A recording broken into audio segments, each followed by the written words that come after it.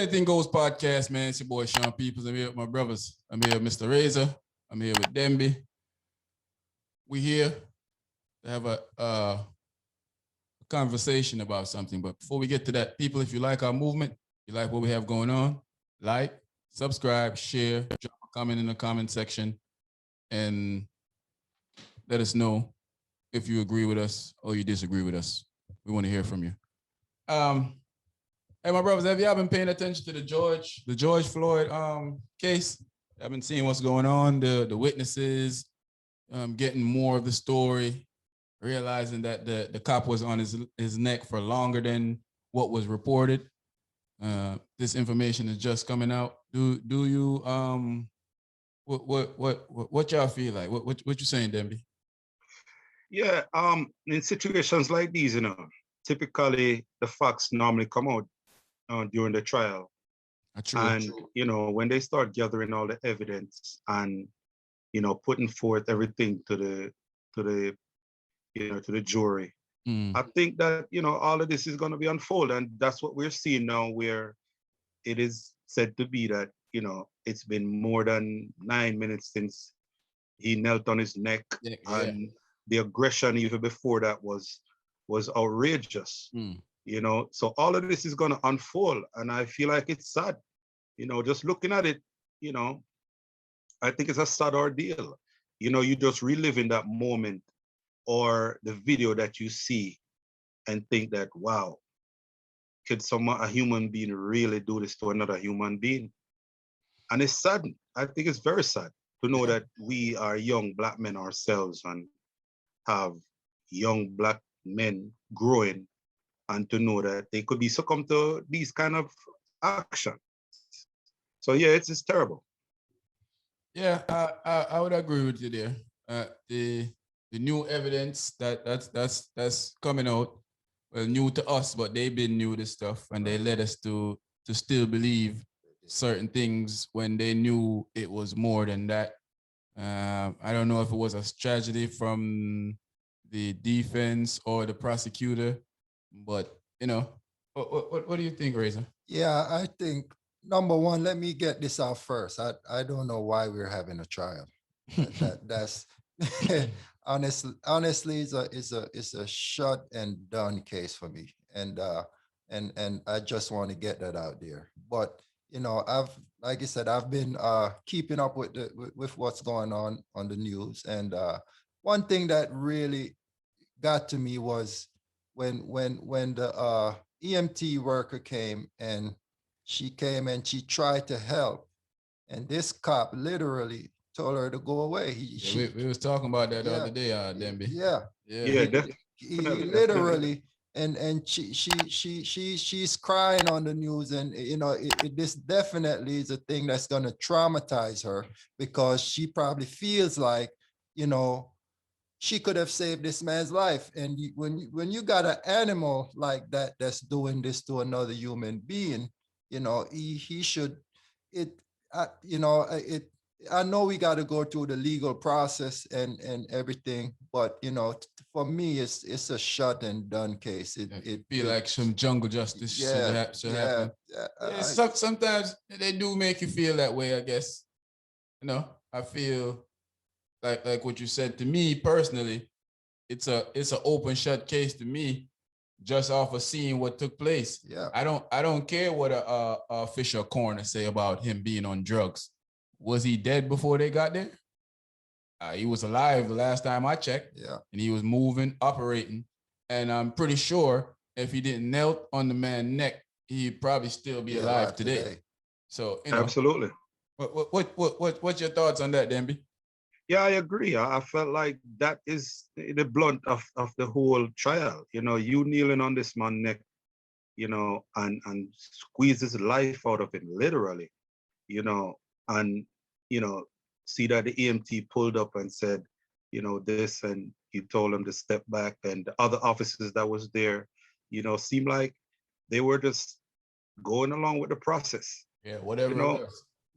Yeah, this is a criminal act by law enforcement. Yeah, they're criminals too. They are criminals too. They are definitely criminals too. So now how do we separate the two? What can we say? I agree, Razor. There should be an open and shut case in no time. But in this country, it's innocent until proven guilty. But if you're not black, right, and yeah. we can surmise that. We can Yeah. surmise that. But now in this case, you're looking at. I think this guy is guilty until he can prove some form of innocence, and there is no way that he can prove his form of innocence. He sat there like he was taking picture, kneeling on this man's neck. And know that, you know, all the information is coming out now in more blunt detail. You held this man hostage with your foot on his neck for more than the 8 minutes and 47 seconds that was first reported. And the previous trauma before you even got him down to the ground was horrendous. So Yeah. it is a terrible case. For the naysayers and people, I'm gonna ask you first, Razor. For the naysayers and people who gonna talk about he should have just this and he should have just that. What do we say to people like that? That gonna always see the worst in people like us, in people with our complexion. Well, how do we answer to those people? You know, you made a great point. The naysayers are, you know, even with the trial, like we were saying, they are going into what he did, or, you know, his drugs habit, or you know, whether he smoked weed or what he was doing. You know, that has nothing to do with what took place that day at all. You know, that they're going into something that, you know, and that's just crazy to me, that whenever we as Black people get into something with the law, they always go back and say, you know, he was smoking weed. You know, even with the Trayvon Martin, you know, they did the same thing with him. They went back and they was like, oh, he was on weed. Well, they convict your past. Yeah, that before, you know. Yeah, what did that have to do with what took place that with day? you murdering me today? You know, so that's just crazy to me, that they could go back and try to bring up stuff from the past that didn't have no effect on what happened that day. And exactly. And you know, so that part of the law just have to change, man. It's just crazy to me that they could bring these stuff up in court. Definitely. You know? I think you're right when it comes to that. And I feel like weed that's about to be legal in all 50 states here soon, when you have the nerve to go on TV and tell somebody that, hey man, this guy was smoking weed, you know, that's why this and that's why that. I never understand that when they do the same thing too. So what would you say to the naysayers, Dembe, the guys that say he should have, you know, shouldn't have resisted arrest, or maybe if what they're saying about the $20 bill was true, he shouldn't have went in there with a $20 fake 20 or whatever it was? Well, I would say to them, you know, what if it was your brother? Would you look at it the same way? You know, and that's where you got to draw these parallels, because now a man should not lose his life over a counterfeit $20 bill, or smoking weed, or jaywalking. We're talking about a life that was lost based off nuances, nothing that makes sense. Nothing. You had a senseless killing in the middle of a square of Minneapolis. Now, look at the picture that it ended up turning out to be. A knee in the back of a Black man's neck. Something that someone who I admire now, Colin Kaepernick, oversaw coming, or he predetermined this. And now you got people of our ilk, or even human beings, who have rational thinking, try to make some kind of a sense of this. No, there's no sense of this. No one should lose their life. Not a citizen should lose their life based off someone having a fake $20 bill, counterfeit as we may say, or smoking weed. There is laws that abide by these kind of actions. If it's law for the fake $20 bill, okay, it doesn't mean that he loses life. If it's for smoking weed, like Sean people just said, There's laws for that at the time. And funny enough, this is going to be illegal now. So where do you go from there? All I can say to those naysayers, think about if it's your dad, your brother, your uncle, your cousin, because George Floyd had these people. He had kids. He had, all of these people. Friends, family. Friends, family. Think about that. I think you have to be inhumane to be saying certain things to people in a time like this. I think you have people that our death means nothing to them. It doesn't affect them one way or the other. True. Because to them we're not humans. We're not we're Treat not us less like than. them. Yeah. So when bad stuff happened to us, it doesn't really matter to them. They look at it like, and yeah, another one of them gone. So I think that I think it's an open and shut case, but I'm very, very nervous about what to take place. Because the same thing with the Trayvon Martin case. It seems like Trayvon Martin, attorney, was the prosecutor was doing the job, and then all of a sudden they said he was, they said that that clown was innocent. So, Reza, what do you think coming next? Do you think a conviction is coming, or I am very hopeful, but for what has happened in the past, I'm very fearful. fear? Yeah, that's the best way to Great put point. it. Great point. Yeah. So I hope that justice is served when it comes to this case. And like we all say, it's the open and shut case. And that's there's no second thought about it for me. You know, I I really hope they do the right thing. So what do you think, Demby? Yeah, I hope they do the right thing, and I think I couldn't put it better myself the way Razor just put it. I'm hopeful, but I'm fearful as also. Um, I do think that all spotlight and all lights are on them now. Mm-hmm. So this might be the pressure that they need The one to that we make actually get a conviction on. where we might get a Yeah, we've conviction been of. disappointed of a lot. Yeah. Many times over, we've been disappointed. But I just hope and feel like with all this pressure, with some of the great activists and all these people that are standing behind this case, I would hope that they would do that. But we can't be surprised because sometimes they still slap us in our face, even when the evidence is overwhelming. Very much So so. yeah, like Riz, I'm hopeful. Hopeful. Um, hopeful, fearful, and I'm also eager to see what the decision is going to be. And I also wonder how devastating a guilty Punishment. verdict is going to be. And I also wondering how devastating a not guilty verdict is going to be. So if a not guilty verdict happened, what do you think is going to happen? I think there are going to be more riots. Yeah. I think there are going to be more riots if it's a not guilty. And you made a great point. You said if a guilty verdict is given, what kind of punishment is he going to face? Because if he gets a guilty verdict and he gets 3-5 years in jail, is that suffice for you? Are you going to feel like justice was served, or they just gave him a slap on the wrist?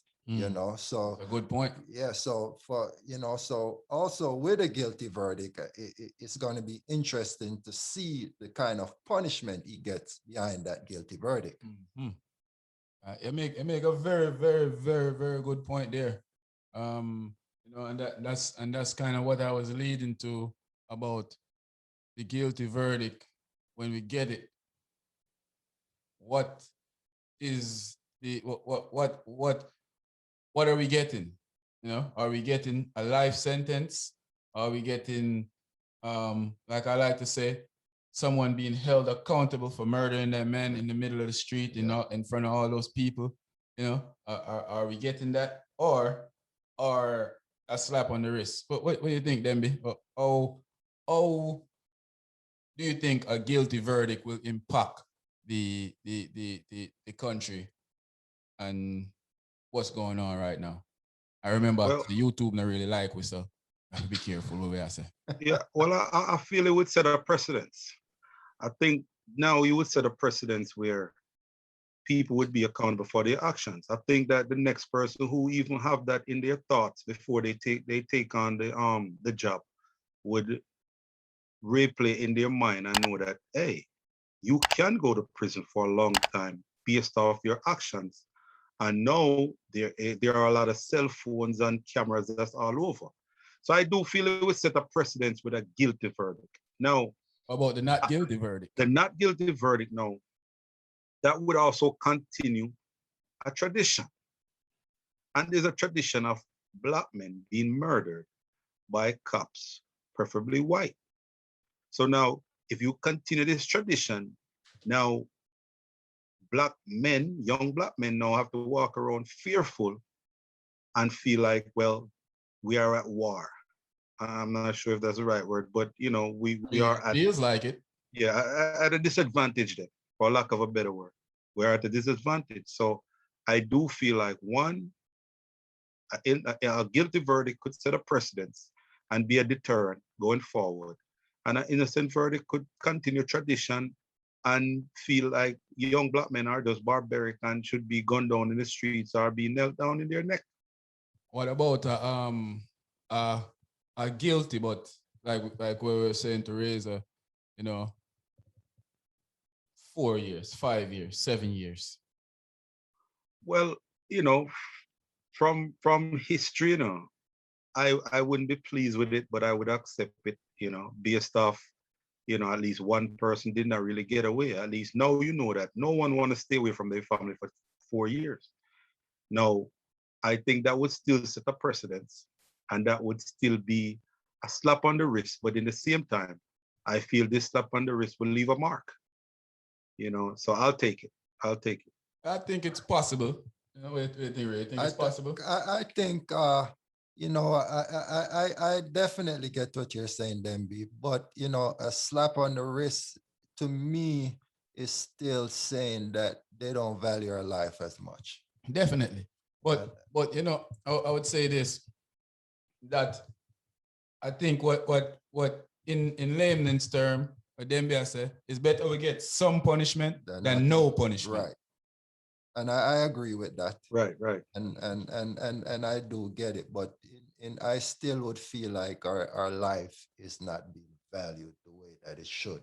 Definitely. You know, because you know, if it was anything else, you murder someone. Murder is murder, whether you're a cop or you know, anything. If you murder, you murder, and it's that plain and simple. And when you commit a murder, you know, you're going to get what, 20, 30 years in jail, you know. So for me, if that's not, if that 20, 30-year punishment is not given, then you know, I'm not going to feel like justice was given, to be honest with you. But you know, at the same time, I'll take something than nothing, you know. So yeah, I think that's what we all have to, I guess, hope for at this time, because tradition and from the past actions shows that we don't get much. Because even with the Amber Geiger case, with the police officer went inside the man's house and killed him,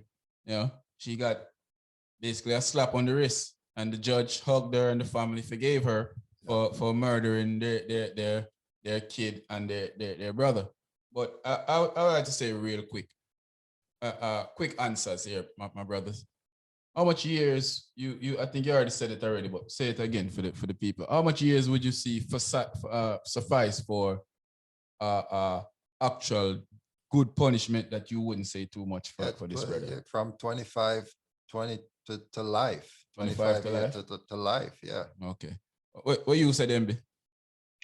Yeah, I think anything that involves life in it, would be suffice. So if it's 20, 25, 30 to life, then, I that would suffice for me.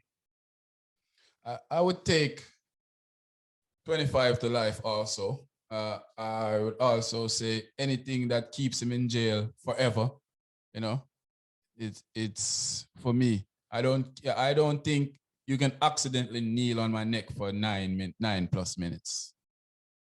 You know, I to show a lack of sympathy and a lack of compassion to me while murdering me in front of people. I think that's just a sad situation, and we're gonna probably have a part 2 on this as we see how the case rolls out, and probably do a part 2 when it closes. So we'll tell you our feelings on if he's guilty, not guilty, or what takes place. But it's the Anything Goes podcast, man. I'm here with my bros. I'm here with Demby. I'm here with Mr. Razor. If you like our movement, you like what we got going on, like, subscribe, share, drop a comment in the comment box. Tell us what you agree. Tell us if you don't agree. And we'll be in there chopping it up with you. So we out, man.